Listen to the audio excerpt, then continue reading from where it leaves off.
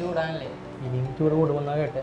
എന്ത് പറ്റി AC പണിയാണോ? ചൂടത്ത് ആകെയുള്ള ആശ്വാസം AC ആയിരുന്നു. സർവീസ് ആകെ കിട്ടുന്നില്ല. അങ്ങനെ വരാൻ വഴിയില്ലല്ലോ. അതെന്താ? ഈ മേഖലയിൽ ഒരുപാട് തൊഴിലവസരങ്ങളുണ്ട്. പിന്നെ ഈ ചൂട് കൂടുന്നതല്ലാതെ കുറയാൻ പോകുന്നില്ല. കുറേ കുട്ടികൾ പഠിച്ചിറങ്ങി ഈ മേഖലയിൽ വർക്ക് ചെയ്യുന്നുണ്ട്. അത് തന്നെ പറഞ്ഞത്. ഒരു കുട്ടി 1-2 എത്തിലല്ലോ ഉള്ളത്. അതുകൊണ്ട് ആളെ കിട്ടാനില്ല, എല്ലാവരും ബിസിയാണ്.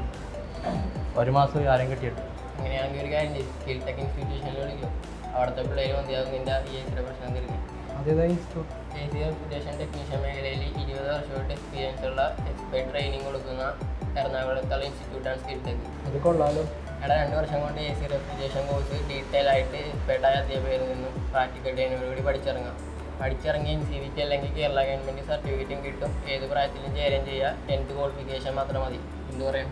എങ്കിൽ എൻ്റെ ചോയ്സ് 2 ഇയർ കൊണ്ട് ജോലി എടുക്കുന്ന സ്കിൽ ടെക് തന്നെ. വളരുന്ന ലോകത്ത് തൊഴിൽ സാധ്യതകളെ ഏറെയുള്ള കോഴ്സ് പഠിക്കാൻ നിങ്ങൾ സെറ്റല്ലേ? നിങ്ങളുടെ അവസരം ഇന്ന് തന്നെ ഉറപ്പാക്കൂ. സ്കിൽ ടെക്കിൽ നിന്ന് അതിനായി താഴെ കാണുന്ന നമ്പറിൽ ഇപ്പോൾ തന്നെ കോൺടാക്ട് ചെയ്യും.